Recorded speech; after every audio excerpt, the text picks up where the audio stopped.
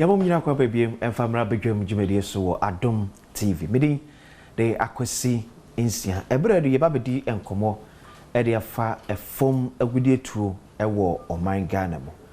Amanfo beka ya 1992 ena Ghana after soldier aban ye amamra fofo bewura kabamekabi amammu mu. A year after ene ebo amamra de to se agudie wo oman Ghana yempemra bia ebeta saa agudie tuo no echi aban weku ba kwa de hye omusa so mo hwema saa adwuma no entum ponwe peyo eye minerals commission amafo atom ho asem ebisa de no mo ye ebi kura kama nko we kura se galamse kura omukura na eye minerals commission adwuma pa potepa ene se agudie be na wo Ghana ye tu ne sesi a ye de kwa amanfo manso egisika e de ba ye memo eho komo na no pai yeba awede pade kwankyerefo no da minerals commission ano eye owura koku ayisi Martin o me cha no pai no babedi enkomo akrabako de efisha panso comment ye we ni bredi kan ya ye hu Adom TV so minerals commission boko o mina bibia fine na so ya me se ho ye pa atete munyumadie ya mudi ewo abonten ye na afe na yenya opportunity at minerals commission dwumadi ase no fa ye fam dia potepa na moye nsensia medase minerals commission ye dwuma no se Ghana ha ansana obanya kwan akoye nhwehwem ewo mfem gudi ana broni beka se photocast amose mineral sel ko yen hwehwemu ana opese ye ma abama kwan na ko tu ana obeya ma na obe process ana odi be kwa money no gise aban ma okrata enu minister na sign Minister for Lands and Natural Resources. Okay. But ansa na obe bibia no gise oba Minerals Commission nti obi biara ope license ana paper ana krata ye betumi ade ye dwuma mining ana prospecting nhwehwem sometimes because o me ko check say o bia bibi wa na ohu ana yasa man krata foforo this oba Minerals Commission. Okay.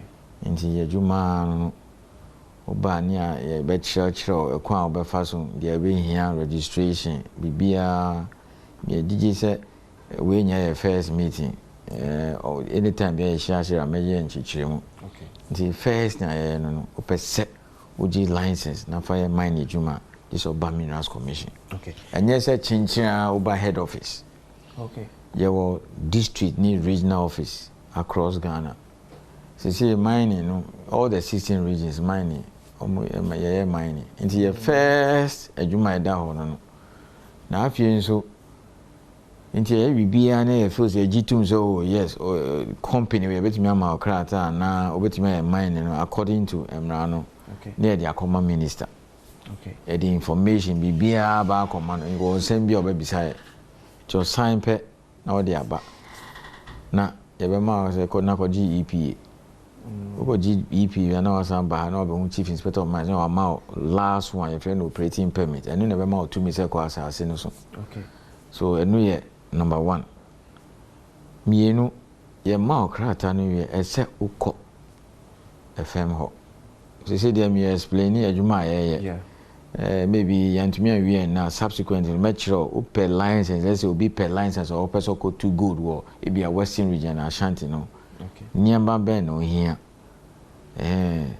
omo asase ni omodie no efa mo ben e be yes ani man nya yentumi wie bibia ne we just first meeting nti ma license new year e so ko edwuma afenso edwuma na e so ko ye no emra da ho se do be na afa nkofo be form and all those things nti say ye monitor ye making sure so license na ye de ma no o di super pepe. Okay. That's also one thing that we do. And bibia o mramru nya so say we di so sa net. But ye ko ye nim ye nchechiremu no obeti ase nkofo beti ase mo eti obi de nenkrata ba se opeso prospecting and opeso koye mine o ba bia eche? Oh, anything up to 6 months, yeah, busumi nsia je so nisan to make up. But sometimes I delay kakra. Me chechire mu. The first thing you say, obey bibi a friend search. Okay. Nti o betimi aba ha ana district waka so me pese me koye prospecting wa ha na me koye hwehwemu ha na me kura po me se me mine wa ha. This obe check it. Ya ka cho say ho da ho na enda ho. Eda ho ani wa ka cho so fa we bra. Ebi obe ti company. So the accounts but so anyibia wo ska say ye ma license obetimi adwuma no. Okay. Anya so koye galamsey. Ana me geologist me ni see enu nso ye kasa ne be nchechiremu sa ne no nti uba na e obi dia enu anu na so call baby ko pe baby foforo but uba na da ho a say o the application tum say small scale office na e district no de ube ko asase ne so because e betimi aba say o asase we da ho baby am ye mra mining no enya ade e say ye ma kwan na adwuma o one e ben so dodo ana e bi akwa e bi wo ho okay ana say bi o e bi a opoposo nti ko e bibi sa na e kro no wo down e be ha dwen ana e ben kro no too much okay nti ji say e bi a o research o ma na bibi sa nti ye de be fa sa nyema we nyina mu ansa na ye be pin nti officer no oni o be call field ho small scale dey just on no call field no ko inspection. Okay. Ube dinde chi ba cha say no we dey want to nya djuma wa omo fe bibia bia Ramsar site and bia forest. Yeah. Nti sa nyema we nyira ya check na kwan ni ba ka say dey want to nya. Nti chi obon say no ma ro no ko galamsey. E bia na good wo. Okay. Nti we am penin na e bia akọ na bibisa. Wow. Nti emra no ma ho kwan say ye ma manfo license e ma mfa nkodu emodwuma. And she so was say Ghana for now, baby. Ya come here say a good year, and so nye baby a nebe penami akutu a good year. It's so be nyawo timamufo no what's and better one so. One small scale inquiry the forest the nya the ebe okay. Two untumi nye wonsuo mu. Ye ma license wonsuo mu. Nti omo say omo wo akobra brim pra and all these river bodies in Galamsey no more. Since I had nine so much yeah. By 11, 12 honor na by 4 no more come baby. Yeah, my license on swim. And yet into BBR or ye Sanya Manu on Sunia, legal. Into me yet in so to me close to settlement. Okay. To be a search so a crowby that a band do yampin. And I be a so just a EB film. Yeah, a baby buffer. If you are crying, so a band cry, who started blasting and infants, so we are prospecting. Say, no, maybe I will go who go now started my purpose of blasting a man for a dime cracky. And you see, and penny, and run over into a back catchers that they want to me. And now just all penny say, will be equal na free ho. And also just a almost penny. Okay. And also now. Ebi abako pass as if for this some penny obey and then SMP. Ntenye be no betime adwuma. Okay. Afin so your friend be Ramsar site. Once I said nkofo CCCC dan wo say Kweshi Lagoon ni Sakumo na those places untumi nya adwuma. Ya mpene good or good ni untumi nya adwuma. Oh na say eden ye ma kwan kwa adwuma wonsuo mu. Samo adan so many no. Yeah. Well, in so dear, me means I make a red zone. Only quite so back home. Yempini, you can't go there. That's when you're dimpa near the Janko. You were different forms of mining across the length of Iriasi baby. You were South Africa, Nigeria, you were Amama Hodu. Ghana, what type of mining any year? Ghana mining ye mienu and miamra corona obo nya mienu. Okay. I say obey no surface. Oh, okay. The friend surface and now open pit. Because I almost to amna it's a pit. I'm friend no pit into because I open into almost open pit and now surface mining. And I were underground. Okay. Chief Inspector of Mines back said the difference between underground and surface is underground you don't see the sky. So what a very simple definition. Now, want to mean for be say, oh, main penny say surface mine this or underground there be, and sana company maybe to me a surface and now open pit ejina baby a good no work. Okay. Now say good no work anymore. I then I'll go underground. Wow. There's no question that you know, sometimes I now work over TNGO for no, yeah, for someone on underground. Yeah, no, sir. How? If the gold is 5-10 meters out, who could then underground? You can only reach it by surface operations. Now, say, Obuasi say, up to about 1,500 meters. Introduce, oh, yeah, almost friend with shafts. Now, the conformation machine no more. Okay. Oh, South Africa don't to make 5-6 kilometers. Obuasi then 1.5 kilometers down. Nanka good no so anka omo ko then underground. Enti we want to mean so on say oh mun ko surface mining and am ko underground mining. Okay. Ye frɛ bibi protocol sam all body. Rock na good no wo mu no. Baby e won e be determine whether we no surface and underground. Enti say be 1,200 meters deeper. It will be underground mining. Okay. If you want someone to be starting underground, a surface, na oko na baby doing this oko underground. Like them fan say Newmont Achim. Yeah. Omo young for total so Kenya is number 1. Omo by 20 almost about 20 years or so ago, 2015 on na surface mining still a wo. Omo da so yen hwehwem normally unya license all too good na eno say you don't stop prospecting still almost prospecting. Okay. Oh yes, now what he say 1897 126 years and at the end say you more license for prospecting in the said obi abeti ase na o yen hwehwem. Okay.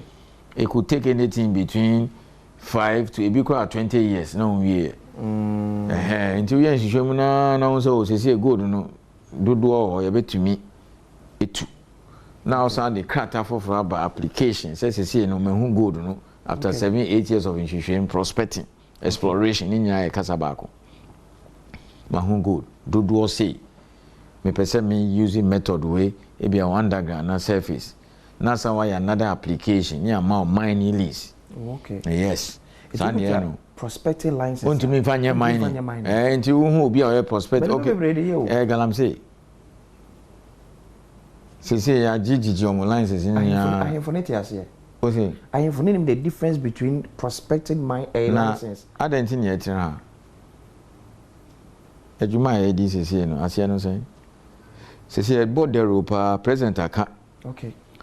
Obi the application ba o the two paper move we are gazette na this all the command DC o the command DC assembly first no near the ma ohina wo mpatam ho no say paramount chief that's all serving no na minerals commission officer no kra be son in san ko so nana opani say or company say or see opeso be ye nhwehwem for good wa ha. Okay. Na ni krata ni map ni nie e bia 20 square kilometers nti oba be ni hu edi ya start process nti ye be serve.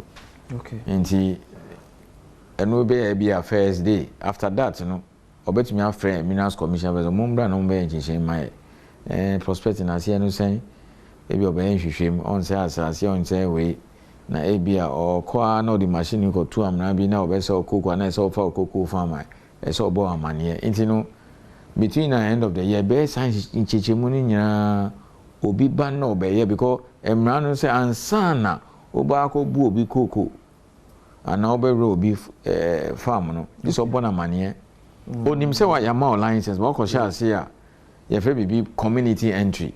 Okay. Wow nti nana ana akra me be prospecting next week me ba ha me disturb ukoko be 2-way kakra bi ana body ana okro bi wa ha nti no yen chance yen kan ho asem one penny anu anu ntumi nye hwe so say unipa no kono so pem patasi ka bi ana kasade bi e beto ne okọ na afum no asum tie no yie yen fa no say enne okay wafa process we nyina info na gye atum ya bibia na ye bibia na ya ma license uko start here ese de uko sisi emra na aba no nhihye da ho no ese ye so nsan so ebia ye de akọrara ni abo dwa bibia uka open we company omo ba be 3 4 6 months ago na 1 year ni sisi o manya o license o manya o EPA o mo be start nti e be bom amane. Wow, hey. Oh, be establish you come. If you can't over go forward, you my driver, this secretary, Now we are lucky pass a bush no be a new. That's okay. Okay. But so be fa baby cry, even machine be cry now be fa or be farm cry. This or bona money. Yes. So opening me bahan of pay bonny. Some money me prospecting about. Say they may do her. I said me to America Caribbean. I said me di machine be fat ha. Na efumra me di ha na me di be fa na bia me say o banchi kakra nti na ba say bia yenka. Okay. Nti une ne beka. Em fa won say odua banchi no 1 week ago. One banka e bia banchi 3 months and 1 year. 3 months. Nti say 4 or 5 bucks no benya. You to be able to calculate. Sure. So yeah 1 acre banchi a give and take bia obenya dudu o say so only can say one baha me and me $5 na menya me on toast me into me you say or no be sure the obeji. Okay. Into mu kan wi na o this kana man ansa na o di wakoto amra bi o because so to amra kakra bi na far rocks and na bibisa na they call lab san ye no into say o nim na the fact that the amount license there na o be sha say na o ko borrow bi farm awan bona mania e tram na pa. Yes. Now so also on peninsula and one no just say ube boy amane na e bia ko enchechemu. Okay. Emra no nti say the body rope ti na wo ye metro as asempa na GTV. In fact, I say me pet time because I know that dream my problem compensation. Yes. O pese o di fidie no ko for obi farm ana asase bi na draining in o hwe mra no mu pa ya obibi deprivation of use yemfa no say bia ekroni ni farms wa ha. Okay. Ba bia asase we eda ha. Okay. Nti bia 2010 5 years na e bia na kan so mo beba ha. Be developing one. Nti the fact that farms ni ho hwe ni ho no nche se otumi ko ho keke. Wow. Ana e bi kwa obekasi o be blasting na odi e ben krono dodo ana ebia omofa footpath bi ko. Okay. E fuom. But because we are blasting on intinu ebia obi be pra na bibisa abobo on intinu obeka chome so you can't pass here.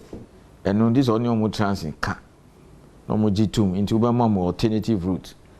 Now onim so mo ebia nanti be 400 meters and say we do a full na 1 kilometer. Now because of mining, this almost coffee baby before. You be more much. I be 5 kilometers. Yeah. It because it's a copper bus be an abibisa. Na sort in baby. One small. Well, a crowby say na omunantico school. Very short. Oh, okay. And a company say oh there be blasting no be hamo. Yeah. One relocate school no. So say crowd and anti-crowd. She share by no motor bus. G driver crowd chromo and all do mo koba. Wow. Yeah, and it's all penny.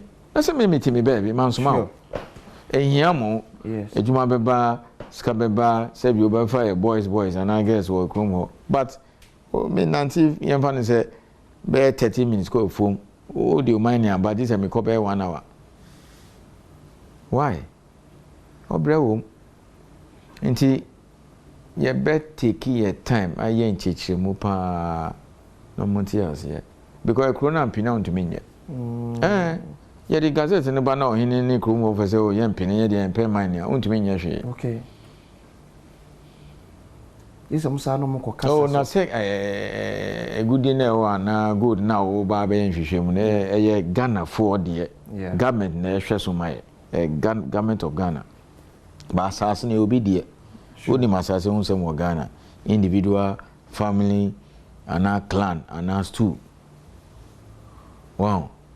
Inti yem fan say obi di map bi aba e wa chim ho baby oko ho yin na o wi ana say this ebia de say ebo akwa this ko ho chin ni na kan so company say buy na all those nti oni ni krom wo for ni say oni de on penny a ana on ti ase na mu ntwe ansa on tumi nye hwe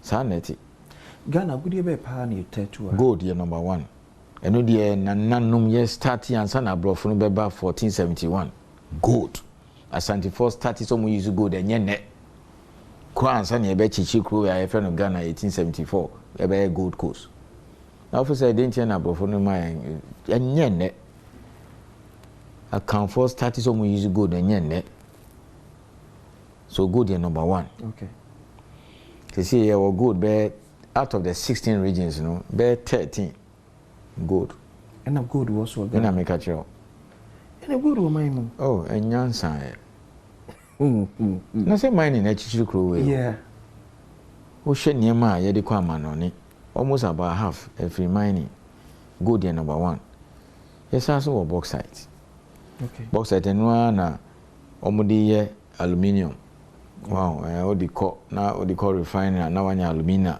na the best metal the all vacuum media into car ni all those things in every aluminium wow plane all those things into your bauxite bebre kwa so see the your mine back up awaso okay awaso and na your any western north titi na western north can western region so into any number 2 but bebre okọ nyinani a Ashanti bauxite wo ebi so wo chebi eti wo nya baby a present free onya e bauxite nti mabo mienu your manganese okay no one suta apart from that crapo inkofo bi yen hwehwem wo esirem for manganese it's our diamond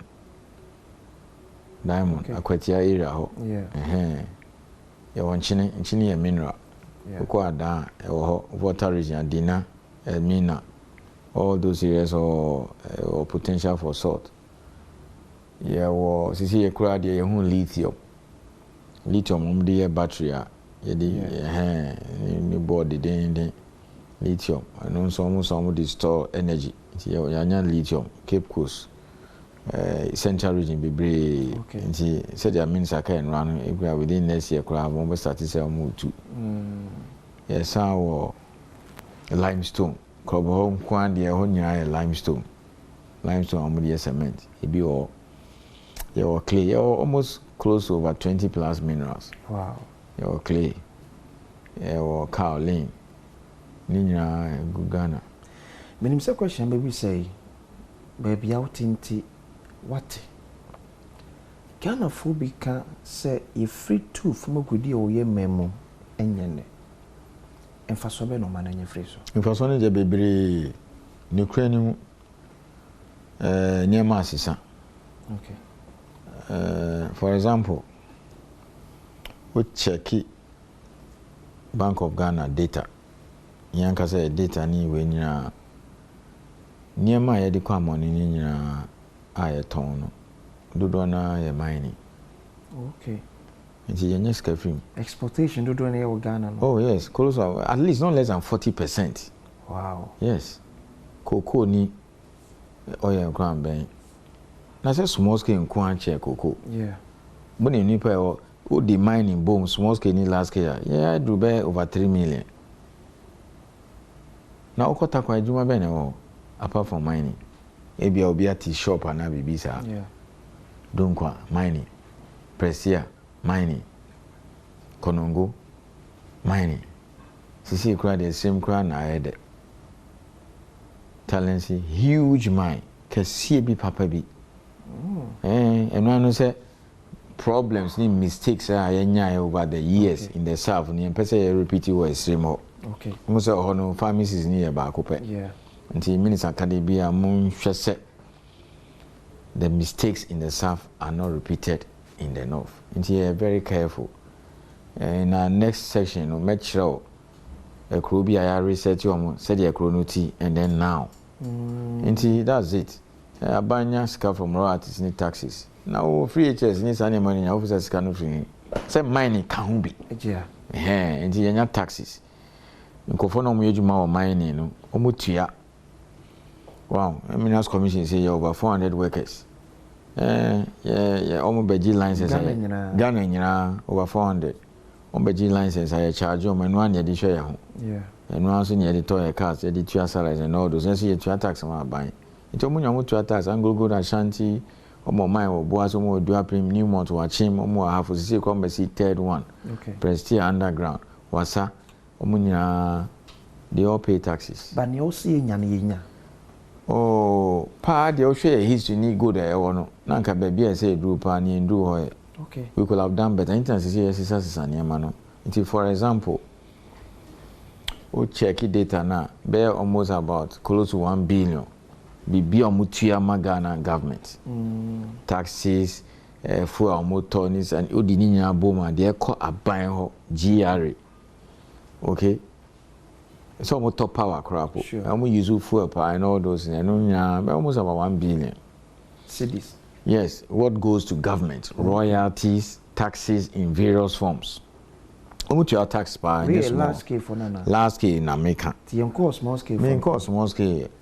Now apart from taxes, you know, wow. Bibi omotobiya no. Yemfa say almost spending $1 billion. And your cities and say America. Bear 3-4 times. Almost the ton yama. For example, come my almost for workers no more didi. Yeah. Almost lubricants. Chemicals ni nyama na almost the gold na almost the yam na almost. Wow, almost discuss called bank. Over the years, no, Sanya Morinya almost craft brochure. And a mining company, no jam pet, almost be found so see bottled water, toilet will come very important. Yeah. Instead, you might down no say this I said this almost everything that they buy. Okay. Almost oh now. Industries ni factories baby or and yeah giant money begu. For example, yemfa company Chinese company be wo in Chamba or more gas pipeline or more factory ho. Okay. You're from Twyford. Me you sure one more tiles that. Yeah. Almost 60% Ghanaian market. The economy they call Guinea, Togo, almost to what do you call it, Peru. Almost use 5 minerals. Clay, tack, kaolin, feldspar, limestone. Factory no Western region. Kesiye bisa. Very beautiful factory. Omo ye tiles. Tiles are use ofie. Say cry the omo ye toilet bowls ni the keka on kitchen. Now enne so ban in mine that means the factory will close. I'm afraid to lose my job. And the raw material is any minerals. Into this o ma kwan na e bi o imported limestone. Ni clay, ni feldspar, ni kaolin. Wow, into bisa o say, then now stop there now, obi the free outside. So that means over what 1,000 or whatever workers there, some coffee. Wow, who stop it mining, and then that means that back will be good no. Sure. Wow, and it's mining there, and no, nothing compares to small scale. Yeah, 13 regions. Yes, one next month, me menya bear 53 years. Yes, one near in bear 4 regions: Western, Central, Eastern, Almighty Ashanti. Because when we started, some use go there, yeah. And ne, oh, can't small scale mining, 13 regions. Oh, you Greater Accra, Volta, and UT. The Akani Yomia mining, Upper East, go there, oh, yes, small. Baby, Upper West. Minister Krom Savannah, omo ko bole a gold nko tinga, omo small scale. Omo small scale ni efe pa. Same small scale no. Okay. Oh, ye benya no sa o sa fanka ye ho beto ye. Because omo die no e underground, rock. Oh, okay. Won say rock. Inti broni beka say photo say localize. Sure. Inti baby o na ho no. Inti say open pit kura. Wow, like guy be a friend of being mining. Or Japa. Okay. The same place on Shao 10 years. Wow. Who caught Tinga underground. Early part of this year, Minister can launching small scale mining under the community mining scheme. Bongo Soin, Upper East. Underground. Yamamo gold catcher. And near na DC or Bolly or Barbie or the cat by so ni sanka omo gold catcher be 3 nti se omo prepare omo structures e ba be launch am omo nti e hono nso nye problem wow rock nso nti se serve ha go na watu a brim pra and cobra no mo say no we don't have those things in the north there nti ye bomodi se ye be organizium ama mo machine next time oba ye cut make sure pictures kama fekeke but as komo na ye de ye beto aso kai se abosom miensa edi enimu de na otwe bia ni minerals commission pen for ebe hia edi enkomo se ye bi